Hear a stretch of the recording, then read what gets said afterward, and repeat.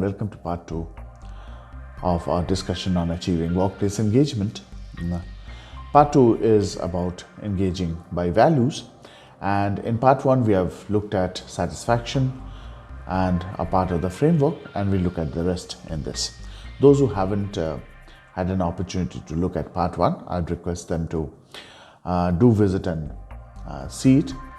I'll leave the iLink on the top and also in the description below for those who want to look at it.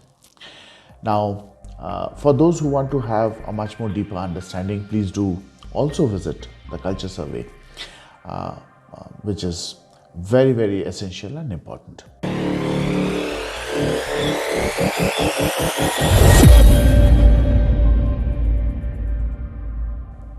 Now, when we are trying to look at and understand frameworks, the mother of all frameworks is of course Maslow's hierarchy of needs. And why not? It is a very useful tool to understand what are the human needs and how those could be translated to understand engagement. So whether it's Richard Barrett's culture survey, whether it's Kahn, whether it's Macy and Schneider, and even Gallup, all have been using this as the parent basis, as what lies as the underlying form and factor for deciding engagement. And we absolutely agree with it. Now, when we start looking at frameworks, we can look at some of the important ones. Out of them, I will talk about Kahn's need satisfying approach, which looks at 3 levels and 3 factors. So it starts with looking at the physical or basic needs, which could also denote the safety or survival factors. Then you have the emotional needs, which are basically the availability factors, which means that you look at not only the availability of factors which could help you be engaged, but also whether they are in tune with your need factors, and which is more of social, emotional needs. And finally, then you have the cognitive factors, which are basically about driving and finding meaning. So classifying them could tell you exactly at what level do your employees exist, and what are the underlying factors behind such levels. Now, as you notice that having these underlying factors become a very good way to understand engagement. Similarly, when we look at Macy and Schneider's framework, you can see that it's divided into 3 parts. So it begins with the traits, which means that does a person have a very positive outlook of life and work?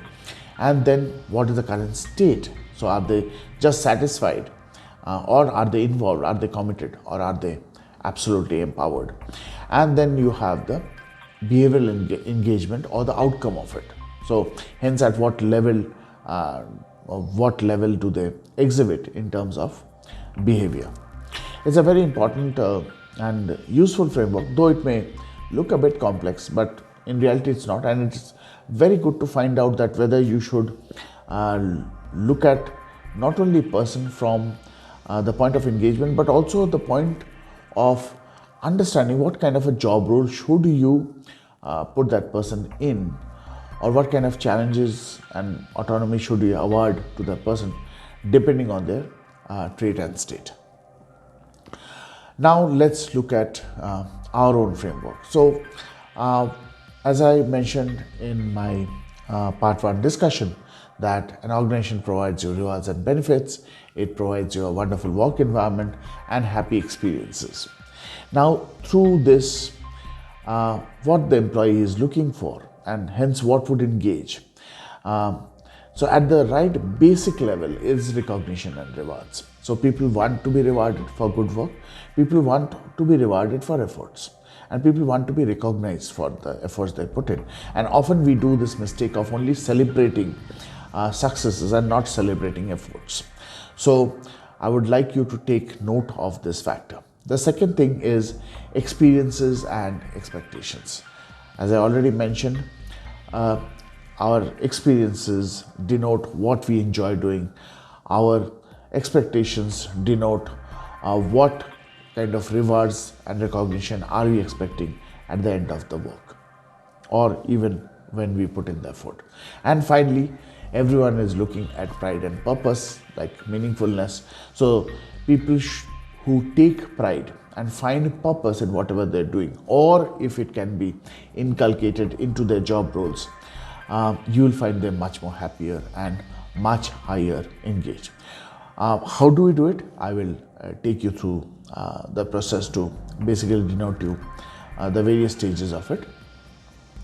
So let's look at measuring these values, because here we are talking of stages, traits and states, but the point is, how do we measure them? When we're looking at engagement, what we'll find is that if you look at these key 8 areas, beginning with employee motivation, job role understanding, their views on team members, opportunities at work, reporting manager issues, organization values, long-term association, and confidence in the leadership or management team, or basically confidence in the vision, mission, values, we can find engagement levels through this. So this is the first level, which is the indicator of your engagement levels.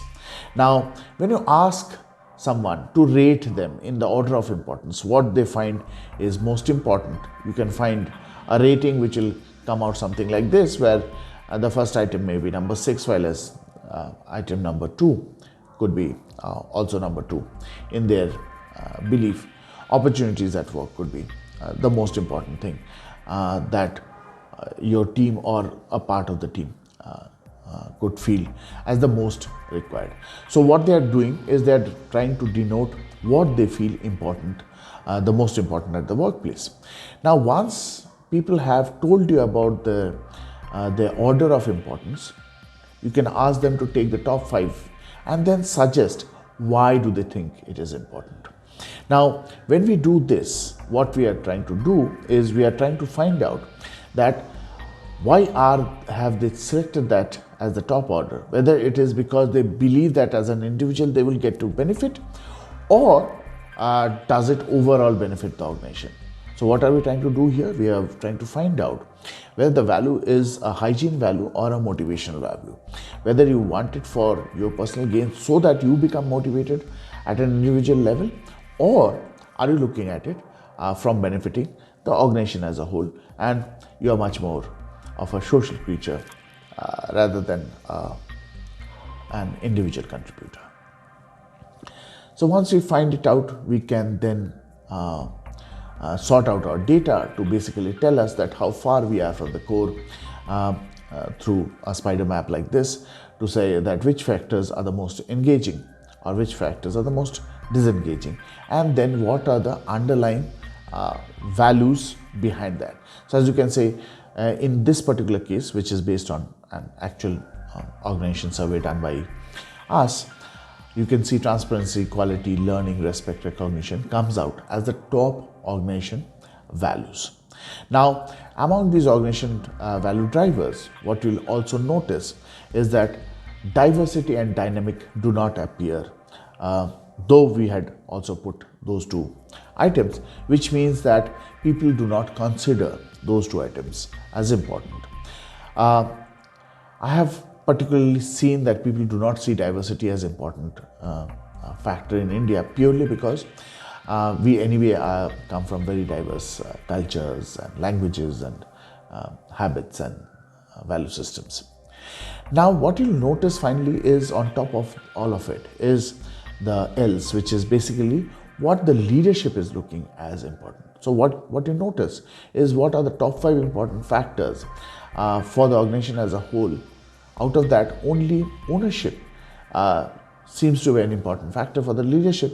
Otherwise, the leadership rather finds trust, recognition, accountability, and integrity as the 4 other factors. Of course, in this particular case, in your case, it could be different. So what this difference between the thought of leadership versus what the rest of the organization is thinking is also a clue as to how close or far people are from understanding the engagement needs. So now we set it out on a graph, and we can understand the value drivers much better. I hope you're finding this interesting. Of course, there are parts which you need to call me up to help you understand it much better. Now we need to go back a bit into satisfaction and exactly observe why we were talking of satisfaction, and hence what are the framework factors in that. Now, as I mentioned that yes, satisfaction is important. In fact, if you look at this data where SHRM ran an employee job and satisfaction survey study, and they found that the work itself contributes to the cause for satisfaction among 76% of the respondents, while relationship with co-workers, opportunities to use skills and abilities, relationship with immediate supervisor, contribution of work to organizational business goals were some also the important and among the top 5 factors at work. And this, while it might be generic, we have definitely found the work itself, the ability of recognition to be very, very important, along with, of course, relationship with co-workers and the opportunities to use skills and abilities, or basically showcase oneself so as to make them available or nominated for larger benefits and rewards. Now, when you look at engagement versus satisfaction, what you'll notice is that what may be number 1 for satisfaction, which is job security, may actually not even rank when it comes to engagement. So when we're looking at engagement, it is not a factor at all, which means it is a hygiene factor. You need to address satisfaction, always remember that. But then for engagement, you may need to look at the work itself. Second important thing is relationship with co-workers, which has nothing to do with satisfaction, because I can be very much self-satisfied. And satisfaction is, of course, more individual compared to engagement, which could, of course, have the impact of co-workers to help you feel engaged to the work itself. And when we look at good practices, we'll see why these factors often cause disengagement. Look at number 3, opportunities to use skills and abilities is very important. And hence, when you now look at the top 3 factors, you'll see that it itself gives you the clue where you can both address satisfaction and also address engagement, like opportunities to use skills and services, relationship with immediate supervisor, and the work itself. Factors among some of the top factors, though the work itself is not a factor of satisfaction. Why? Again, I have spoken in the last video. Please go and look it up. You'll get to understand satisfaction better there. Now, let us look at some good practices. We are trying to also ensure that while I don't run it into a big videos, I know you don't like to listen to too much of it. So I'm trying to quickly jump into the topics. So now when we are looking at good practices, one of the good practices is to spot disengagement early. How can you do that? Now, there are 2 factors. One is, of course, dissatisfaction, which may not cause attrition, but there's also the heavier one, which will definitely indicate towards attrition. So the way to spot it early, as I've mentioned here, the 5 important points. So you can see that people being low on team feedback, which means that they're not very interested in giving feedback to their teams. Number 2 is enforcing data records, which means you'll find them that they're very clear that please ensure that my records are updated. Please ensure that if you suddenly see such kind of a statement, such kind of a behavior coming out from an employee, know that there seems to be some cause for dissatisfaction. The third is if they're often raising issue with the task at hand. The fourth is, of course, lower transparency, when they do not want to share too much about what's happening with them at their personal level, what's happening with them in their lives. And this is subject to, of course, the normal state or the steady state. So it's important to, of course, look at it from the measure of what is a normal state for every employee. Like someone could actually be absolutely non-transparent right from the beginning.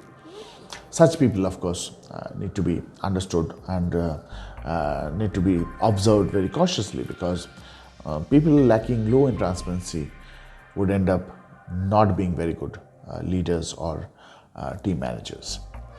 Finally, people taking frequent anonymous breaks. When I say anonymous, I mean that they do not find it important to go along with the team during the break, or just want to push aside their own selves. Then it comes to the attrition factors. So among the top 5 attrition factors, the first factor is when there suddenly you see a huge amount of use of the policy documents or policy applications, when they're trying to when someone is trying to very keenly read through the policy documents. So it's a great hint that someone seems to be not only dissatisfied but terribly dissatisfied and looking at writing. Then the second point is when you start observing absenteeism with gaps, especially Monday morning absenteeism, or they would really come for 2 days and then suddenly there'll be a gap for a day and then again they'll come for 2-3 days. You may find it to be a great clue of people trying to attract. The third, of course, is non-completion of mandates. Typically, organizations would have given their own mandates, like say, for example, completing a pulse survey, completing certain kind of activities. If they are non-compliant or are not very actively involved in it, you may want to check on it, because it often is a sign of revolt, a sign of high level of distrust and dissatisfaction. Lowered involvement in various activities, in team activities, is also so, which means that when you notice lower transparency, lowered anonymous frequent breaks, low on engaging and giving feedback to the team, when this goes beyond a certain level, you will definitely want to look at it from the point of attrition and the chances of the employee attriting. Finally, people seeking faster appraisal processing. When people seem to show a sense of slightly more hurried need for getting the appraisal process, for seeing all their things are in order, does indicate that it seems that they are severely engaged and may put in their papers very soon. So note for these points, because when you start looking at dissatisfaction, of course, because you will not be running the engagement survey every day, right? A good practice is, of course, to use your pulse surveys on a regular basis. Now, what about a few other workplaces causes, which causes delayed or lack of engagement, and hence what kind of action planning should you plan to ensure that you are on the top of things? Number one, we often find that task prioritization is often not very well done. So what would happen is, while someone could be allocated a particular task, suddenly another task is allocated by another member or by the same manager, resulting conflicting task, and that brings a huge amount of dissatisfaction in the employee. I find this more with organizations who are on like 80% firefighting mode all the time. So which means you need to find ways to set processes in such manner that your firefighting is absolutely reduced down. In fact, they say that top leaders should be more engaged in foreseeing the future rather than firefighting, while the situation might be absolutely different at your workplace or especially in India. The second is aligning work plans with individual own plans. We often find that people do want to take leaves, and it is great to have a discussion to at least put in tentative date blocks right at the start of the fiscal year to ensure that you are aware that the person has made some plans in, say, May or June to take a vacation, or if they have a particular surgery coming up. So of course anyone wanting to do a planned activity can definitely inform the system. So hence you need to have that kind of a system. In fact, I had personally built a prototype of such a thing, and I'm willing to build it for someone who's willing to look at it. It helps to ensure that you have contingencies prepared, both as an organization and also as a manager. The third thing is low decision authority, and I find that as a big cause. So when you have layers and when you have to have a decision, that decision authority cannot be sitting at even 2 layers above. It has to be absolutely the layer above. And if you do not have that, what happens is work takes a big toll. Why? Very simple. If you have 2 or 3 layers from which decision has to come, one, there is fear of authority. So often decision making is delayed by the employee just because of the fear of authority. The second factor is the person having no clue of exactly how the work day of that person at the bottom does. And the third is when you have low decision authority, while you can execute, you will constantly need to go back and forth, and that is going to consume a lot of time. And when it takes a lot of time to do something and prove yourself, you of course feel disengaged. Then there's the fourth factor of the constant increasing tech and work distractions that we have. We have distractions in terms of activities at the workplace. As I said, we have distractions of conflicting tasks coming up often. We also have certain activities like these surveys and assessments to be taken, and then you have tech disruptions like the tons of apps which have been pushed into the workplace. Somewhere as managers and as a key focus to productivity and engagement, it is important to see that you have limited the number of applications, the number of distractions at the workplace at a minimum, to ensure that when people want to really come to work and be very focused about it, there are least amount of distractions. Finally, managerial dissatisfaction is one factor which often pops up, and it is a hint towards not only that the individual is dissatisfied with the manager themselves are often dissatisfied with the kind of work and the level of work, and there a reality check sometimes also needs to be there in place. Sometimes managers expect to create runners out of swimmers, and it's hence important to ensure that if you've hired a fish, the fish can swim, it cannot run. So let's look at some top 5 areas to mention steady state management to ensure that you have good engagement practices in place. The first is to recognize efforts. So as I said right at the start, it's important to recognize efforts and not only closures. It's important to understand that the person is putting in, because there are a lot of factors outside the individual which can affect your business. What if your product is not so great? What if the market is no longer looking at this kind of a solution? What if the economy is in a bad state? So all these factors are important, and hence point that at least you need to begin by recognizing efforts. Number 2 point is job role clarity. So this again points out to good hiring practices, which means look at the simple factor that when you have a 2-pager JD, a job description, it is very difficult for anyone to know that.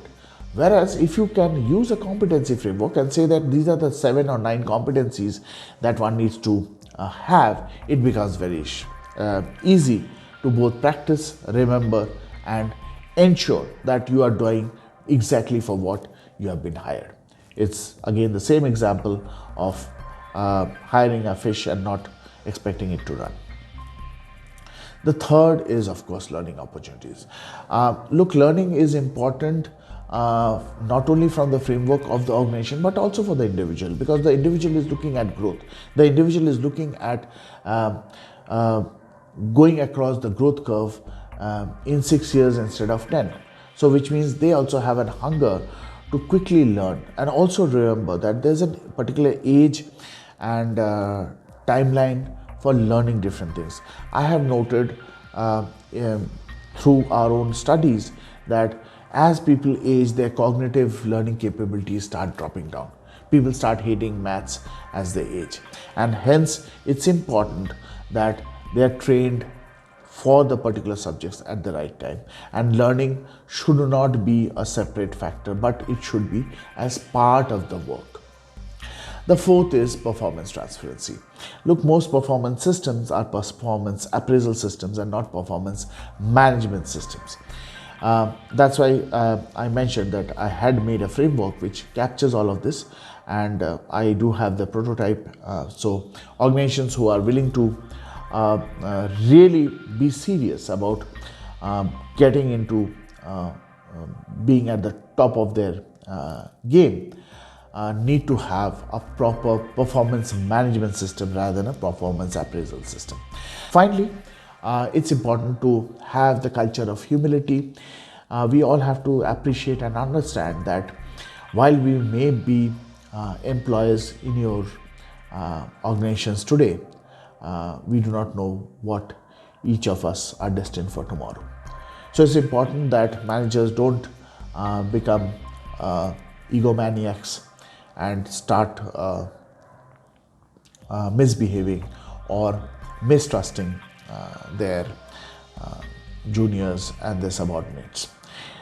It's important to bring in that culture of humility. You'll see it in a huge way in Japanese organizations, and it really helps bond and treat everyone as a human.